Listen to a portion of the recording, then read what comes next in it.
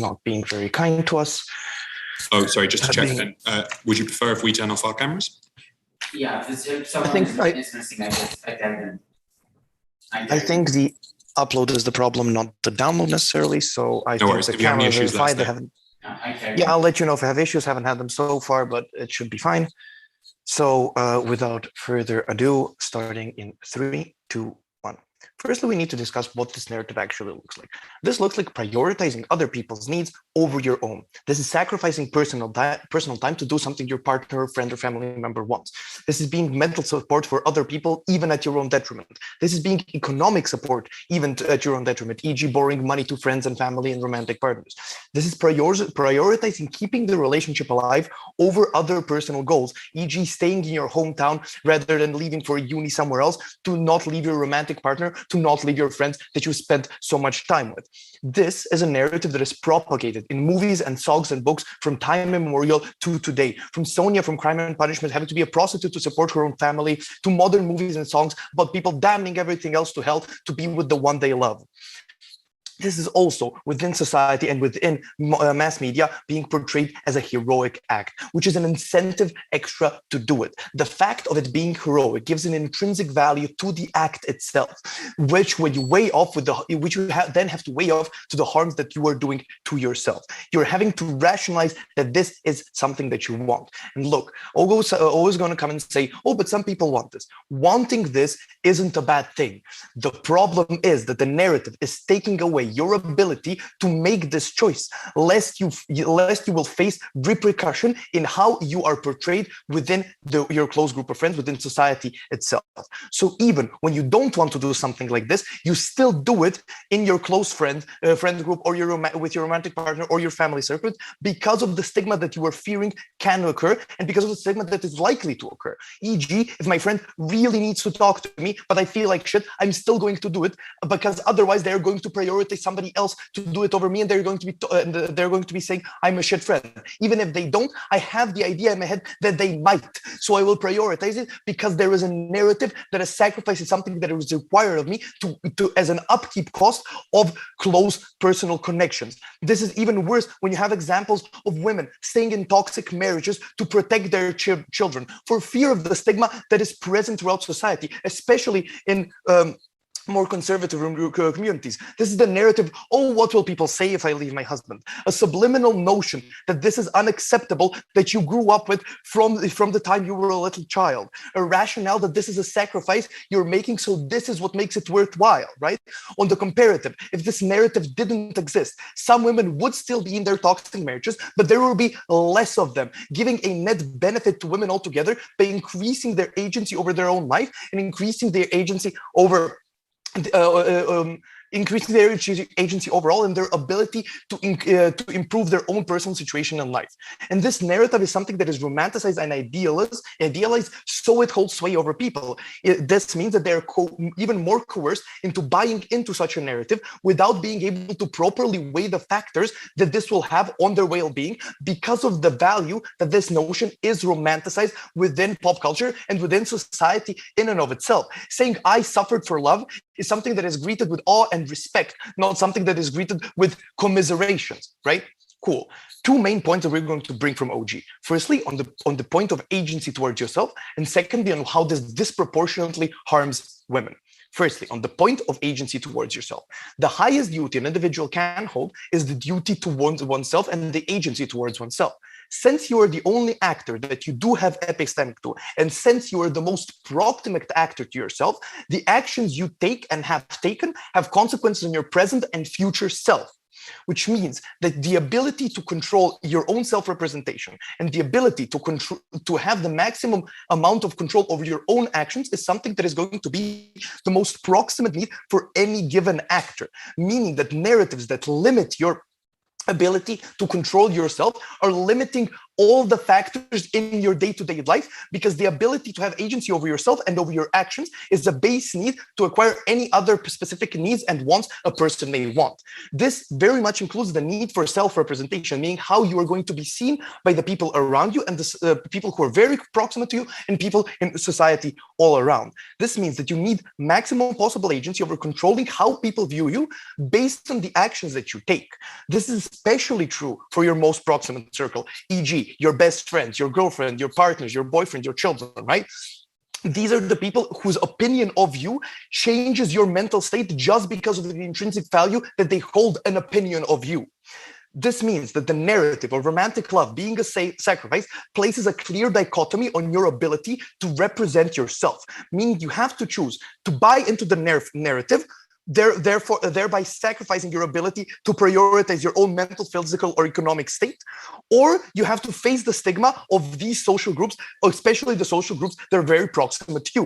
Even if the stigma did not exist, your fear that the stigma is here does exist. You do things for your kids so they don't think you're a bad parent. You listen to your friends so they don't leave you. You talk to your girlfriend so she doesn't dump you. Even if they wouldn't have done this, you still do this because of the fear that they might, because of a narrative that is prevalent in society. Before I move on, CO.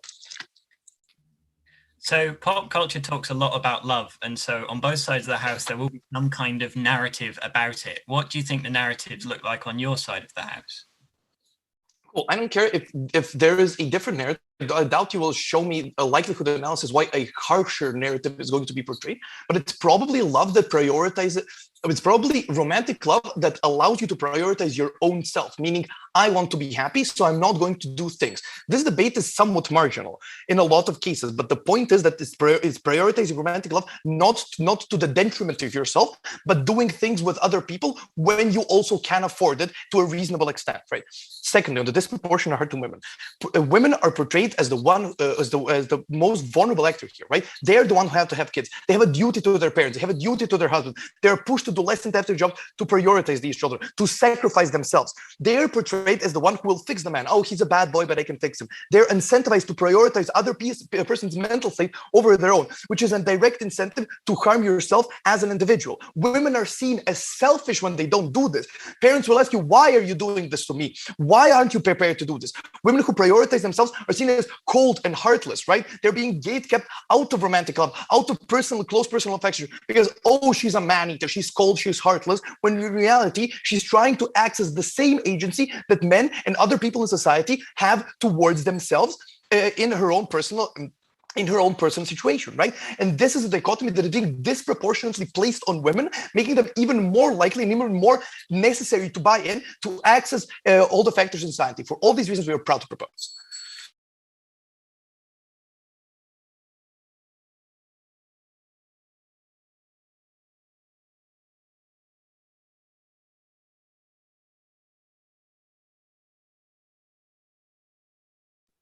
Am I audible? Thank you. 1 second.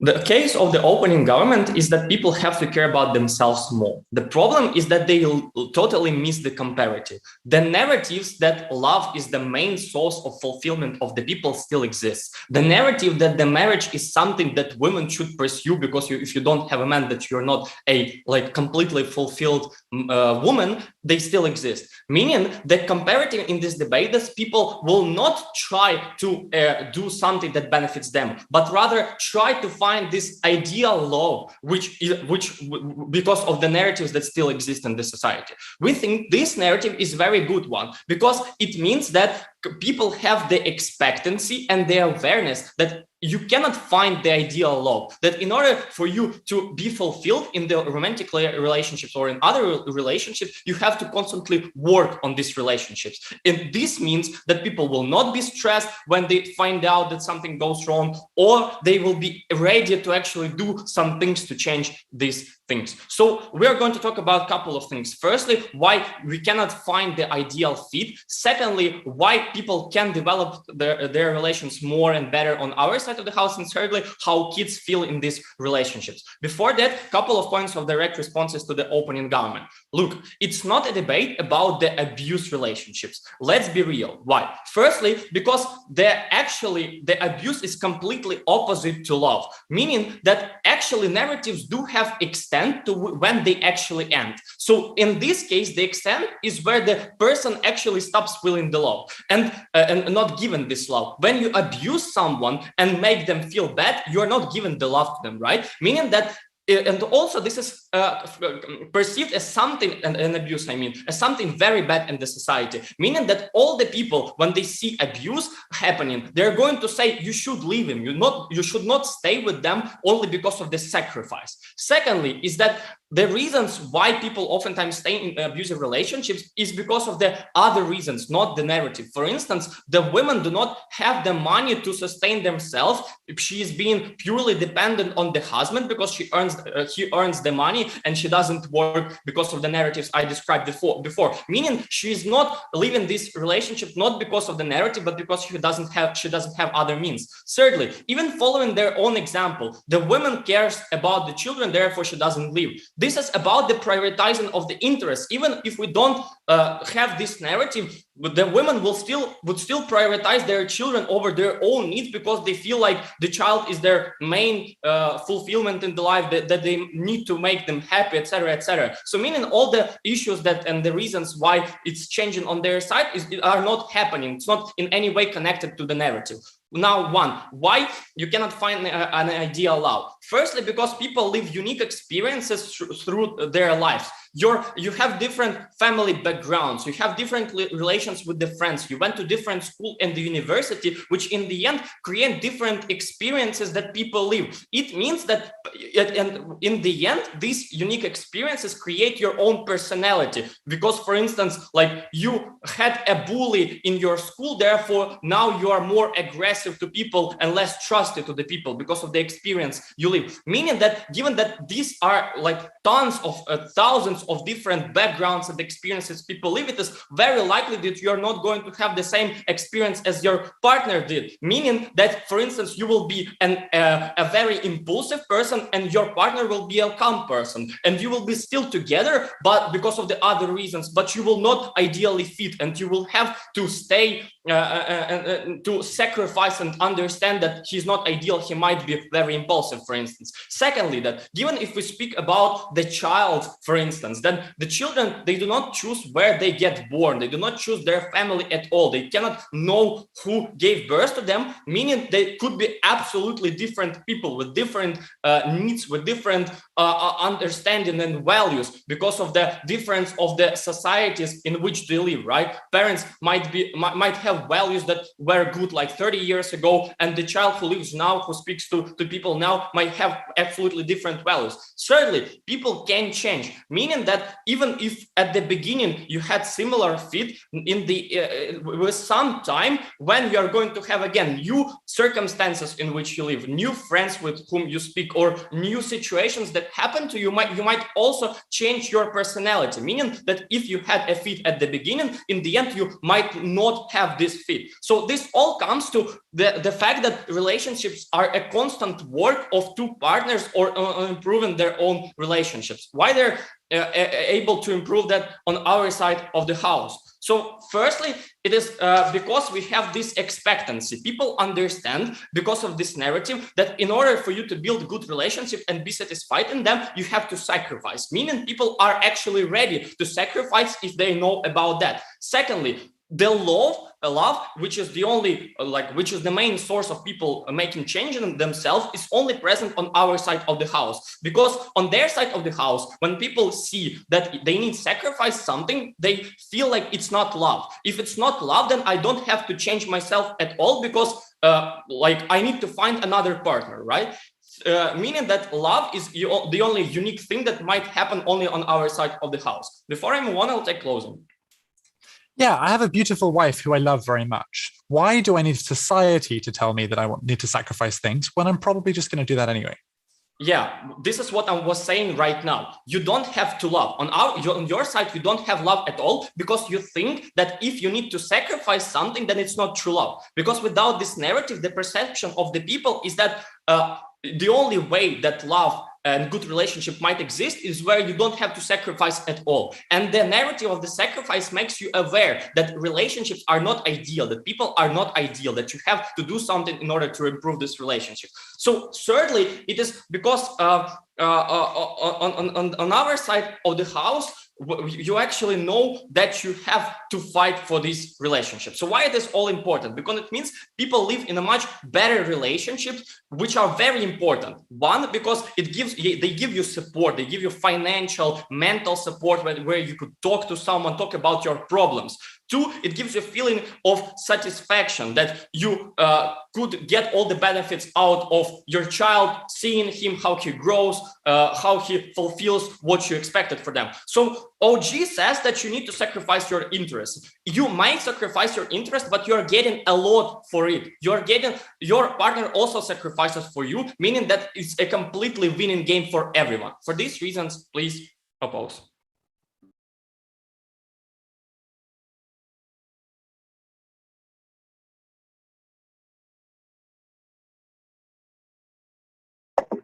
Okay, am I audible?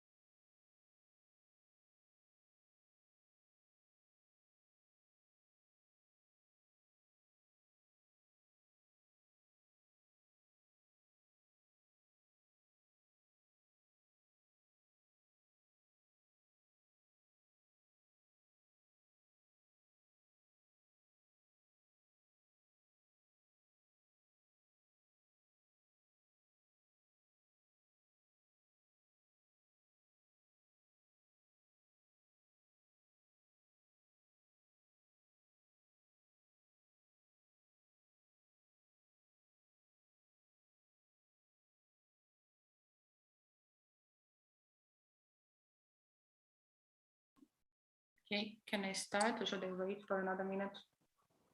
Okay. 3, 2, 1. I'm wondering how the world looks like on site opening government, because they have just claimed that you will prioritize yourself, you will consider only your own interest and take best decisions that are best for yourself, and then you're going to end up in successful relationships in all kinds of instances, but they actually got no suggestions into how you got to resolve the conflict that would appear unavoidably in your relationships, meaning that they have contradiction in their own case. They have either their self-interest and the decisions that are best for themselves, or they have successful relationships, because you can't have it all on the side of the house. The world will be just in utopia on site opening government if that was true. Why we believe that they say people will be able to reach compromise. Know that compromise is actually a sacrifice. When you come to a compromise, this means that you say, okay, I'm going to refuse myself from some of the benefit that I would like to attain for our relationships to continue to flourish. Like I would not go out with my, I would avoid spending weekend on a romantic date because you don't want to go out, because you like to sit at home, and I would like to spend time at home with you because I love you and I'm ready for this compromise, and for this compromise is fruitful for our relationships. Therefore, compromise is not something that exists on their side of the house, but something that was only attainable on our side of the house with the help of this narrative. Why this narrative is crucial for people to be able to get into the compromises? Because note that people have egoistic biases on their own. They always want to have something that is best for themselves, and they always have a desire to be fully fulfilled. They do not care about other people if society tells them that they should not care about others. You do not have natural desire to sacrifice your interest because you think that you are the most valuable for yourself, meaning that we need another external incentives for people to want to sacrifice and to want to come to this compromise and look for this compromise. No, the second point regarding toxic relationships that would exist on our side of the house, that's not true. Sacrifice and destroyal are different kind of things. We would not glorify the action that women do when they do not come to police when the husband beat them, because actually they do not sacrifice themselves, they kill themselves. And we constantly tell to women and all people that destroying yourself and being detrimental about yourself is not something that you will be glorified for. This is the hard red line that is drawn with the help of this narrative. We say to people they should be healthy about the amount of trade-off that they are ready for, and the love is not about killing yourself, but about getting to some compromises in some things that are not life-changer for you in order for you to be involved in healthy relationships.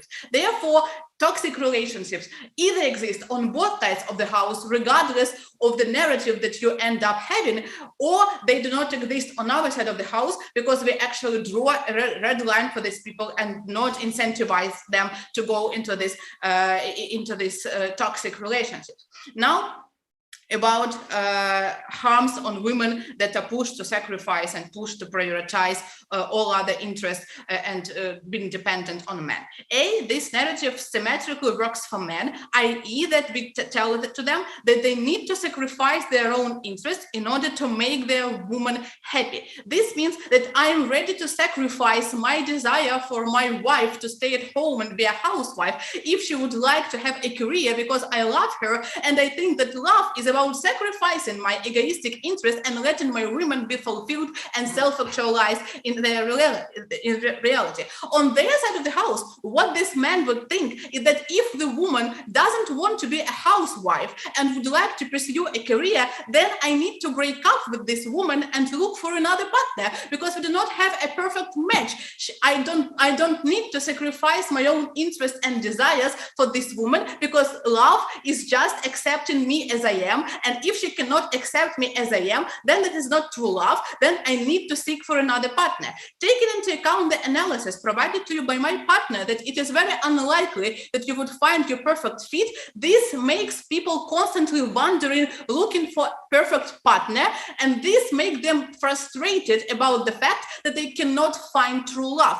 This means that these people get depressions due to the fact that they think that there's something wrong with them because they cannot find a partner who will understand them. This means that the people lack support. These people cannot come home and talk about their problems or happiness that they encounter during the day, meaning that we actually make people suffer more on our side of the house. What's more important, we make kids and families suffer. Why? Because there will be inevitable conflicts on their side of the house. When a kid thinks that I have my own interests and desires, like I do not want to be married to this guy, or I would like to pursue a career as an artist and not as a doctor, and my parents say to me that I should be a doctor, and neither of the parties would like to come to a compromise, this is the point where families break up. The children do not want to understand their parents, and the parents are not ready to accept their children because they are not ready to sacrifice their desires and understanding of how the world functions. This means that there are constant conflicts within families. You cannot find support in these families,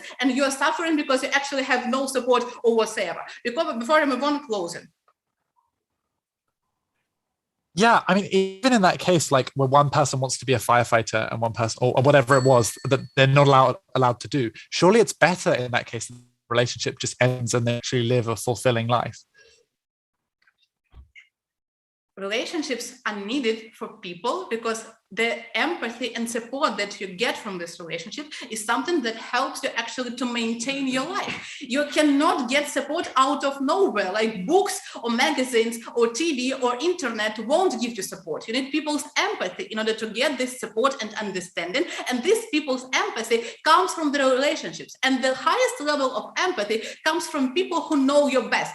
And this is your family, this is your partner, this is your kids and friends. This is why it is important to maintain these healthy relationships and gives people opportunity to commit on something like a long-term romantic relationships. Because on their side of the house, people will constantly be in passion. Like you will have passion for a year. You will think that your partner is a good one. And then the passion ends. You have in the daily life with him getting socks everywhere, getting irritated about that, but not ready to get to some kind of compromise and sacrificing your own understanding of how the clean apartment looks like. This is where you break up and end up having nothing, no support, no empathy, no happiness and fulfillment in this life. For these reasons, please oppose.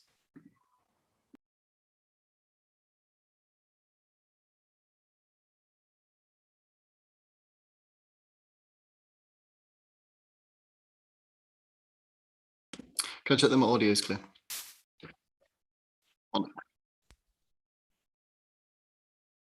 Right, starting in 3, 2, 1. I want to begin with by just pointing out what exactly I think this narrative is and why it is so compelling and why that is actually distinct from what was happening from our opening. I think we should note this narrative itself is telling you that love is an expression. So to express your love, you have to sacrifice. That's to say that if you are not sacrificing, you feel specifically like you do not love someone or like you are not proving to that individual that you are loving them. Okay, this is very important because if you feel that you are not loving your partner otherwise, the point here is opening government's, the point was not this. Opening government framed it quite weirdly. They said that rather it is a form of social stigma that will come back on you if other people perceive you to not be doing this. It's not about how you feel, it's about the way that they feel you're acting. Now, I think that this is possibly true and that maybe that is a mechanism by which people affect their actions, but I think that possibly my conception is a bit more likely because theirs is contingent on the fact that you need to somehow publicize the sacrifices that you're making to people and that other people need to be fully aware of all of these sacrifices, but also that your friends and family need to be quite horrible people, that they are going to impose said stigma on you if you are not sacrificing. I think given that, we should just keep this in mind as we go forward about why then my case should make more sense. What am I going to do here? I'm going to do a couple of things. Firstly, I'm going to reframe the debate largely towards just the interaction between parents and children, because I think that is where the vast majority of the impacts lie within this. And secondly, I'm going to show why that material is also capable of winning clashes on relationships. So to begin with, I'm going to reframe this to children. Okay, I think that I'm going to weigh in this in two ways. Firstly, I think we should note that it is far more common to encounter this particular narrative with respect to children. The reason for this is that children are very vulnerable. Children are these horrible, little squishy beings that we bring into our life, and that as parents, people feel a burden to protect that individual, not just because they are vulnerable and they are small and they are cute, but because they feel a specific reason to, because they are the ones who have imposed that vulnerability on the child. So they're the ones who brought them in. They feel a responsibility toward the child. That is why it is so powerful as a narrative when it comes to parenting, but is less powerful when it comes to relationships. And secondly, we should note here that most relationship sacrifices are in fact for children. It's just repackaged as being for the relationship, and people believe it is. So when it comes to women sacrificing things, it is in reality, most of the time, an internal logic of that woman that they are doing it for their children. It is not the internal logic that they're doing it for their partner, nor is the other people necessarily telling them that they should be doing that. This outweighs our opening. Now, opening has a few things on women. They basically they assert in the first minute of the last speech that women take on the primary burden in relationships. Maybe they don't really have an impact on necessarily quantify this, and they say finally that women stay in abusive relationships because like heroism. Possibly, but these I think you should be buying what I'm saying here a little bit more. Now, quick mechanism I want to give you here, just to take it over our opening in order to explain specifically why it is that women take on that burden. I think that women generally are often the person in a relationship due to structural factors in society who is probably earning the less comparatively compared to their husband or their partner. The reason for this is just structural barriers such as pay gaps, things like that. That means that generally, when it comes to a collective decision of the best person to have to drop their job in order to look after a child, women often take that responsibility on. That is the reason why that is specifically a problem. So what does this look like? It looks like, people giving up their jobs for their children. It looks like paying for things, not because you can actually afford to buy that child that gift, but because you feel like you have to sacrifice something, because otherwise you will not feel like you are loving your child enough. It's not enough to just give them what they need. You specifically have to feel like you are losing something in order for that child to gain. Finally, it looks like things like, prioritizing the child's needs when you are not yourself capable or able to do that. That means you're coming home from work, you're extremely tired, but you force yourself to look after, to entertain your child, even when, say, your partner could, because otherwise you would be a bad parent. Okay, quick opening opposition response here. They say that men are going to sacrifice more because of this narrative. This would be lovely, but we're working the status quo, and in fact, men don't do this sort of thing because of this narrative, so I don't think that necessarily holds. So why is this harmful? Impact one, the quality of parenting on children. Okay, 3 mechanisms for this. Firstly, I think that a happier parent who prioritizes their own needs is much more likely to provide good care for their child. That's because most of parenting is actually just being a responsive, emotional individual to that child. And if you are yourself an emotional wreck because you keep sacrificing certain aspects of yourself, such as your career, your ambitions, and your time, you are unlikely to be able to provide that emotional support to a child. And the child will feel that, and they will have a worse upbringing. I think that is very bad. Secondly, you grow a certain degree of resentment at the point where you have an appears zero-sum relationship between you and the child. Now, this note here, that this will be perceived by the child. Everyone has seen, in media or even from their own parents, the idea of resentment from parents, whether they say, you ruined my life because I gave up all of these things to have you.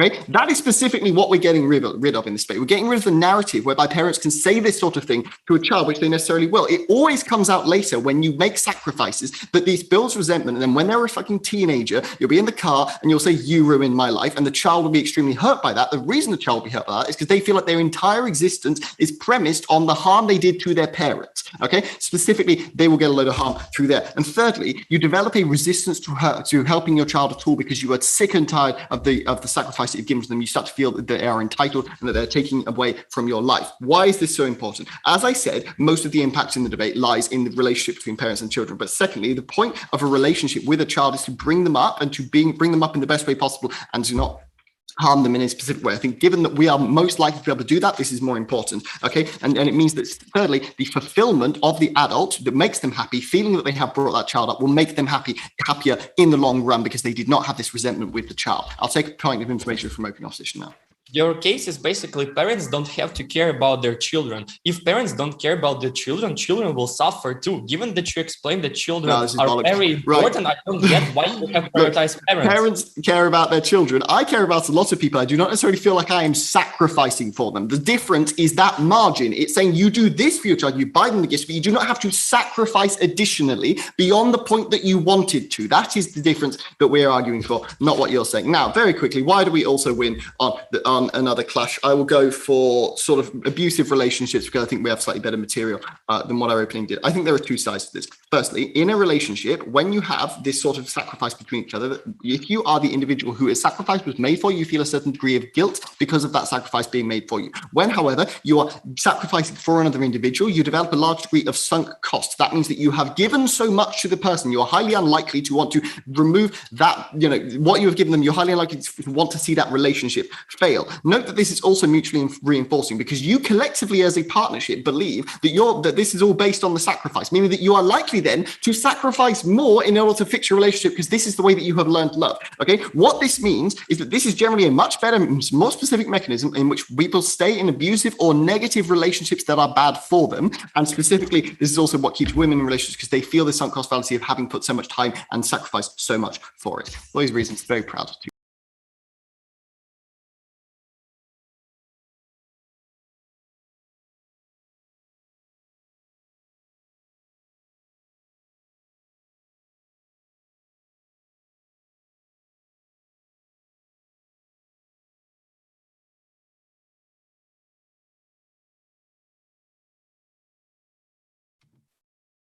Yeah. Am I audible? Yeah. Cool. Okay. Lovely. Just let me organize my notes here.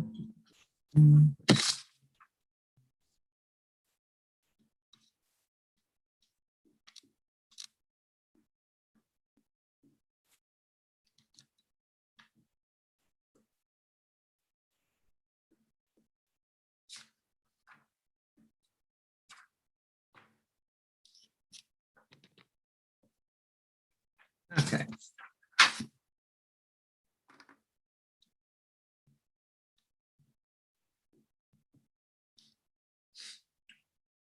Starting in 3, 2, 1, go. Panel, I'm going to go beyond our OO and explain why specifically you need external people who care about you to help you see your flaws, to help you make sacrifices, and to give you resources to be able to actually better yourself. On their own metric, we will beat them about self-progression. Secondly, and well, actually, firstly, before I do that, I'm going to do two important pieces of rebuttal, although really they're just sort of counteracting mechanisms that clash directly. That's specifically about people in abusive relationships and how actually it gets worse for them, not better. And secondly, about the thing we've just heard from CG about kids. Okay, firstly, on people in abusive relationships, just directly clashes the stuff we hear out of OG. I would first like to be clear that I think the only counter-narrative that has been portrayed as likely, in fact, portrayed as quite likely by the majority of the government side, is that you go into relationships seeking self-betterment, that you're not looking to sacrifice, but instead looking to garner the positive benefits that you can derive from love and from your partner, essentially the benefits you can gain.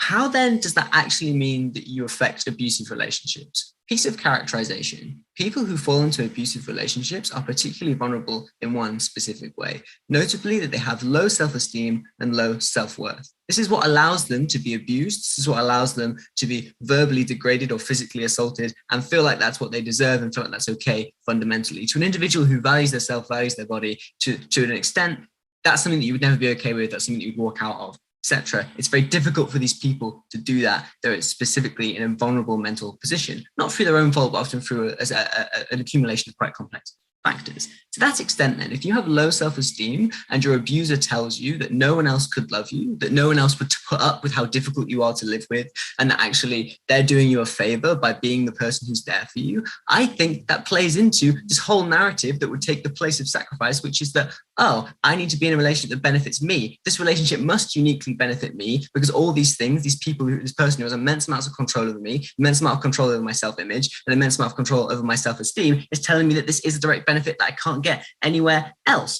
On the comparative, when you have sacrifice, I think we uniquely counteract abusive relationships. Why? Because we have narratives in society that are about good sacrifice, namely mutual sacrifice. The point at which love becomes associated with sacrifice, you have pop culture, you have images, you have all these ideas of unconditional love and all kinds of literature and artwork that specifically describe mutual sacrifice, people giving unendingly to one another in equal part and sharing that labor. To the extent that that's the case, you then give a direct comparison, because the one thing an abuser in the abusive relationship won't do is sacrifice things for themselves, because the whole point of being abusive is that you're selfish and that you're deriving benefits to you as an individual at huge cost to a person. To that extent, I think you have a metric by where you can compare. You can say they are not mutually sacrificing. You can look to people who are trying to get you out of those relationships who are sacrificing for you. You look to your family, you look to your friends who sacrifice time, who sacrifice well-being, who sacrifice their own emotional health to help you, and you can draw direct comparisons and say, look,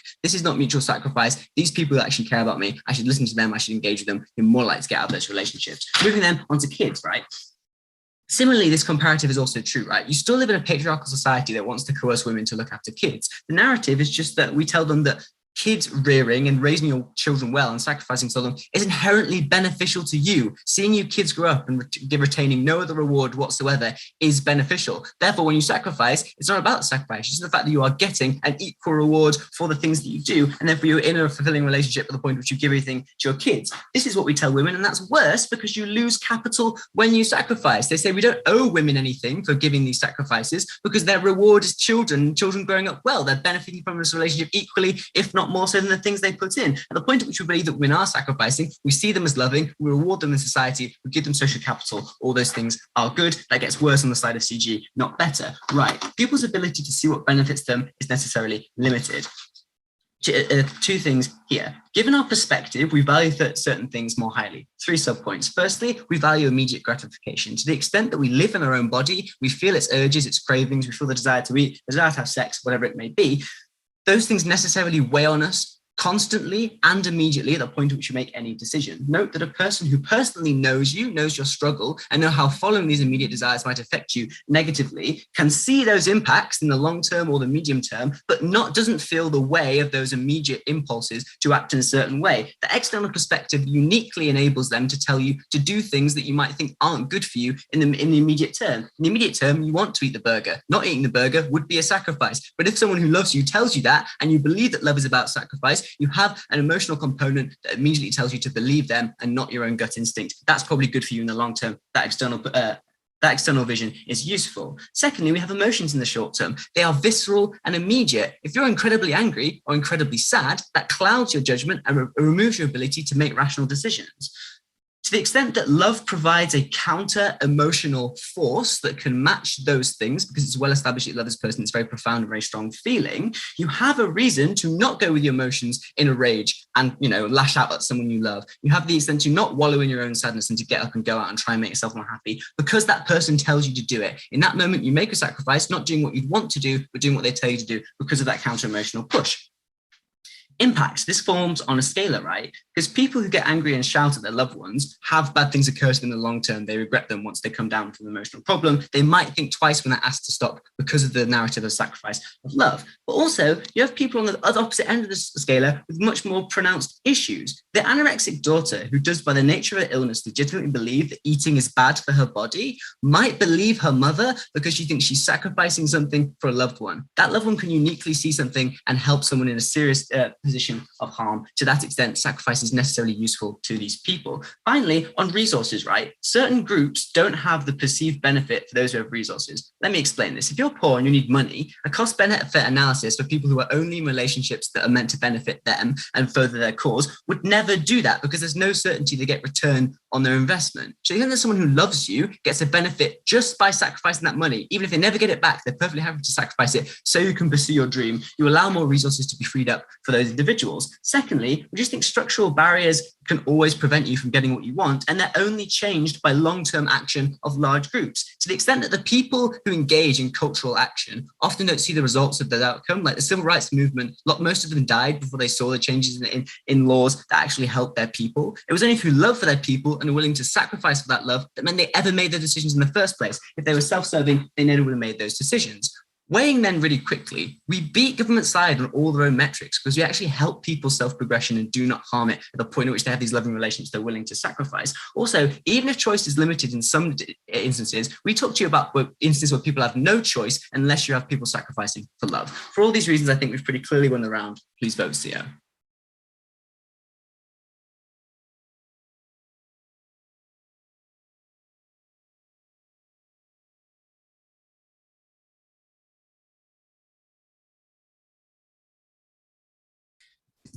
Hi, everyone. Am I audible? Amazing.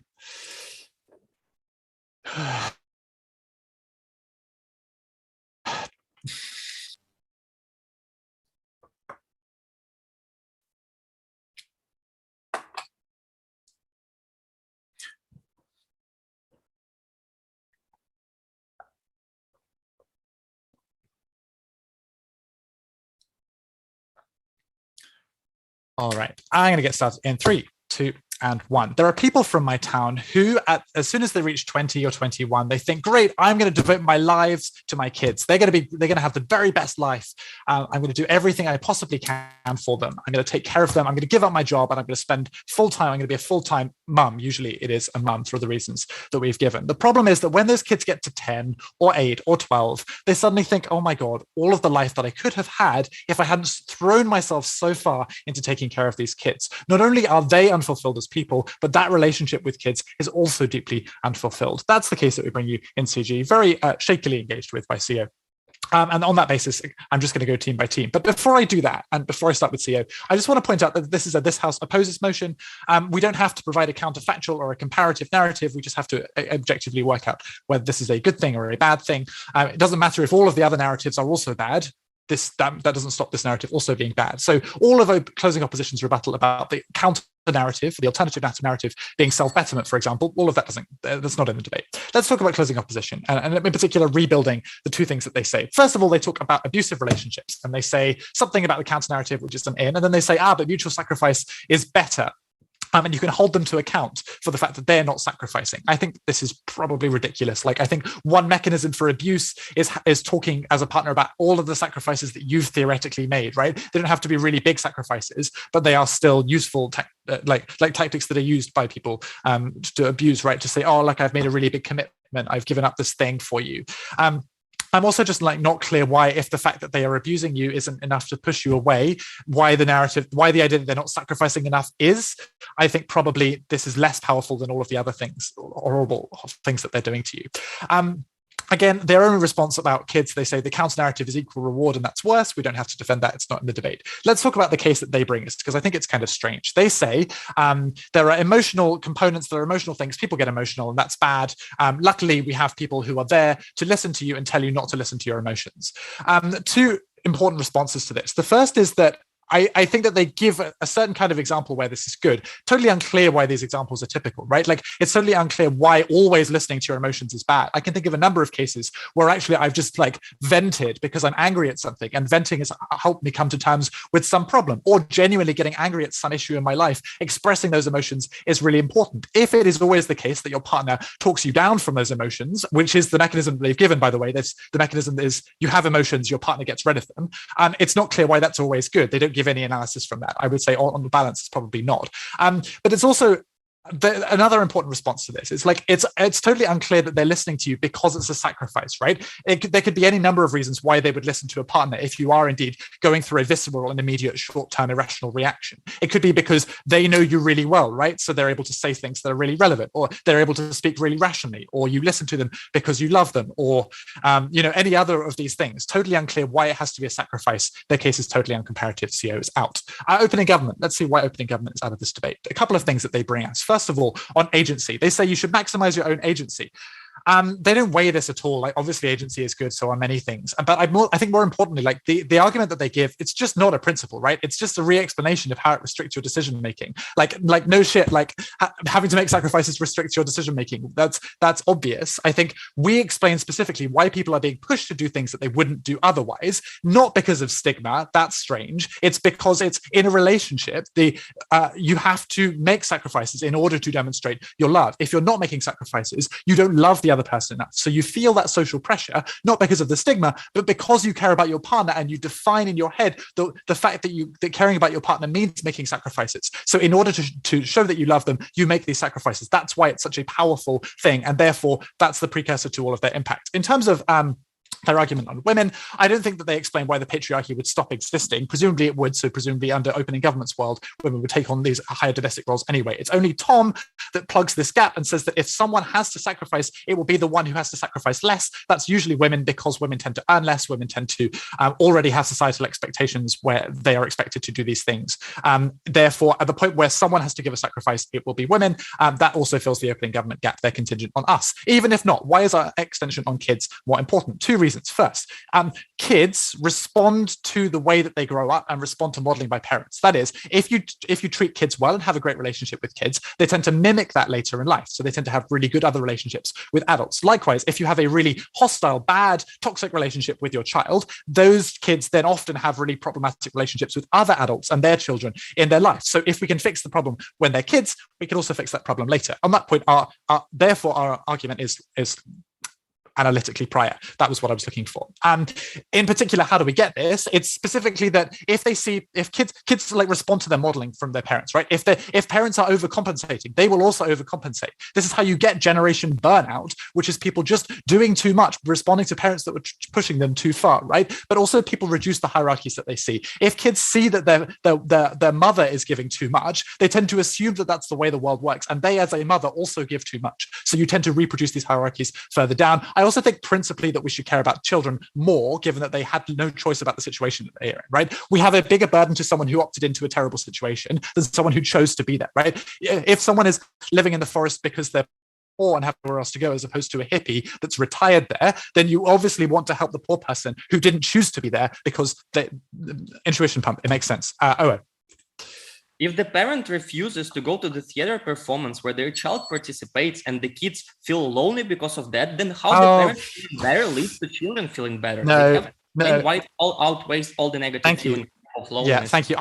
I just reject this fundamentally. Like, obviously, you still care about your kids. Like, they're your kids. You presumably only chose to have kids if you genuinely want kids. No, on our side, you're much more likely to only have kids if you actually want them, right? You're much less likely to believe from society that, as a mother, you need to have kids in order to show your love. That happens much less. But I just think you love your kids to a decent extent on both sides. The difference is there is a balance to strike. This motion pushes you way over one side of the balance. I want to note that let's talk about opening opposition. Their argument very briefly is this strange argument, which is relationships are tough and I really need a narrative to persuade me to work hard in a relationship. I just don't think that this is true. I think there are plenty of other good reasons to work hard in a relationship. Maybe you like it and you want it to succeed, or maybe because you regret not working harder in previous relationships, maybe because you care about the other person, you want to see them happy. I just think that I just think there are plenty of reasons to you give people flowers, right? Not because it makes you happy, but because it makes them happy. I think that carries on. And then they say about relationships being fundamental support systems. Talk to your friends. Like,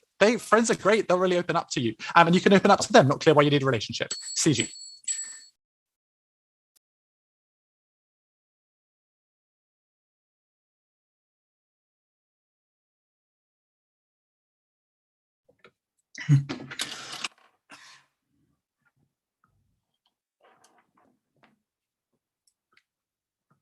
Hi, can everyone hear me?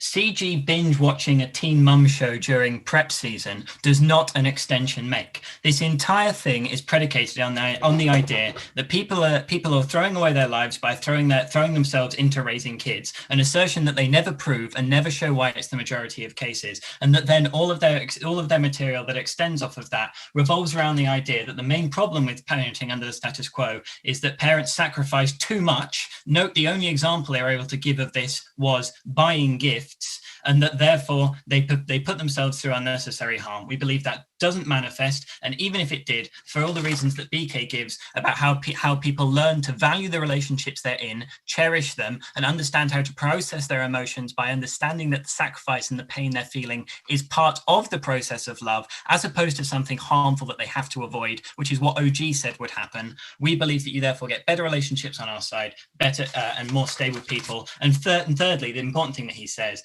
is that you're able to give people who fundamentally believe that they are incapable of accessing love because of structural barriers, because of disabilities, that they finally have a chance at being accepted and getting on the way to getting better, right? So firstly, the stuff that CG say on children. Note that they say that like women give everything for the child and then they eventually regret it because they think about the life that they could have had. Why? Because they are set impossible barriers to meet about the necessity for sacrifice. Note that when they say when they're asked the question, what kind of sacrifice do they think is reasonable, they say, oh yeah, obviously you have to take care of the child all the time and like restructure your family around making sure that it's constantly fed, watered and housed, right, and put in school. Note that this is the harmful sacrifice that manifests the harms that CG are talking about. That is the pressure that is so hard to deal with about being a parent. It's not the extra little gifts that CG seem to talk about and the extra pressures. It is the fundamental fact that the core responsibility of parenting is difficult to do. There is no way that they can cop out of that responsibility. At the point at which they have kids, they accept that responsibility, and therefore no amount of changing the narratives around sacrifice is going to alleviate that harm, right? Parenting is a duty and raising kids is hard. CG can't duck that. And note they then say, but this is uniquely harmful for women because of the gender parent split. Note that reframing love away from an idea of a duty to bear children for either stately purposes or in order to be able to take care of you in your old age, and the reframing of love to something where it's more about self-fulfillment, more about being able to sacrifice for someone you love, is causing net progress in the gender split of parenting. Like, things are better than they were in the 1800s. Therefore, thanks to this narrative, things are getting better in the status quo. And the third thing they say is that, people are scared of being a bad parent. But no, we agree with this, but we disagree with the reasons that they say. They say it's because people have this burden of needing to sacrifice. No, as we've said, that's a given. That's just what being a parent is. But specifically, we think it's the fear that you will let down your child by doing something wrong, by harming them. And therefore, that fear in itself makes you want to sacrifice more. It's not the narrative itself, but that sacrifice is the thing that gives children good childhoods. It gives them loving parents. It gives them supporting families. And ultimately, it is better than a generation of people who believe that loving their child doesn't require them to sacrifice things for it. I think that raises a far more troubled generation of children than you receive in the benefits of parents who are able to sack off their responsibilities and be more at peace with themselves. Why? Because it was never clear from CG why the responsibility of parenting is the thing that's uniquely harming those parents, no matter what their age is, right? So now we're just going to recap BK's extension, right? And the headline of this point is, what is love, open brackets, baby don't hurt me, close brackets. Because what that song got wrong, right, is that it's just not a realistic view of love. People do get hurt. Love is interwoven with people's sense of self, their hopes, their dreams, their plans for the future. It's complicated. And fundamentally, when two people connect, it needs sacrifice, it needs disagreement.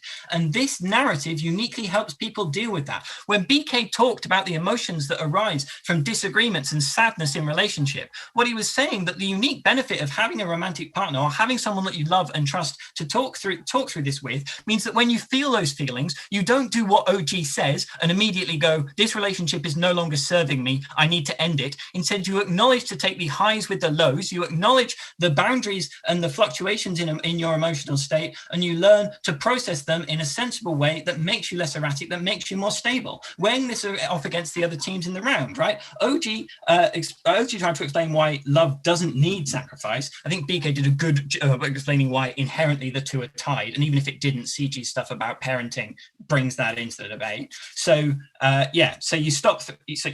CG then are clearly excellent lovers because they open their case by saying that they don't need help or to be reminded that you need to sacrifice for other people. But this doesn't apply universally, right? Like, people learning things through norms is good. Why? Because dealing with sadness is something that often people are quite closed about. People don't like airing their dirty laundry. They don't go to others and explain the relationship problems they're having with mutual friends because it's a taboo subject. Seeing your situation reflected in societal media and through narratives means that you are not alone. You are comforted and you're able to go through the process that BK uniquely talks about. OO instead say that to show something is they talk about how sacrifice sometimes manifests progressive consequences, right? In that sometimes men sacrifice for their wives. No, this norm teaches people how to process the sadness of sacrifice, making those relationships more stable, more strong, and more equitable, as opposed to maybe gambling that sometimes sexist things happen less, despite the fact that the overarching sexism still remains. No, Gov's response to this is very weak. It's unclear to us why minorities accept their oppression as an act of sacrifice. Before we go on, OG. love, even if love requires requires sacrifice, it doesn't require a narrative. CEOs claim that an individual is a bad actor in their own life is weird, since other people are symmetrically bad actors, and it doesn't engage with the principle coming out of OG to explain why agency yourself is needed, even if the utilitarian impacts are not met. That's 15. Thank you very much. We did give you reasons as to why you need the narrative just now, because it means people aren't alone and they see that's reflected in themselves. It also becomes a base norm for all relationships, i.e. people go in with the assumption that this is true. Therefore, you have less ability for abusers to manipulate you. But note, and the most important thing that BK says here is that this opens up the possibility of being loved and being entrusted for relationships for people who fundamentally struggle with it. People who are addicts, people who suffer from severe mental health conditions, who make themselves feel like they are unlovable because they cannot conceive of a relationship in which people would be willing to sacrifice over and over and over again for their well-being. This gives a very vulnerable group of people a sense of community and a sense of love that is the premise and the foundation for them eventually one day getting better. This is the long-term frame for which they are allowed to build things forward, and also more traditional couples and friends are able to have a long-term foundation for self-growth because they're able to trust each other, trade off each other, make sacrifices for each other to benefit themselves long-term. They have that faith and that security to take those risks. For all of these reasons, beg to oppose.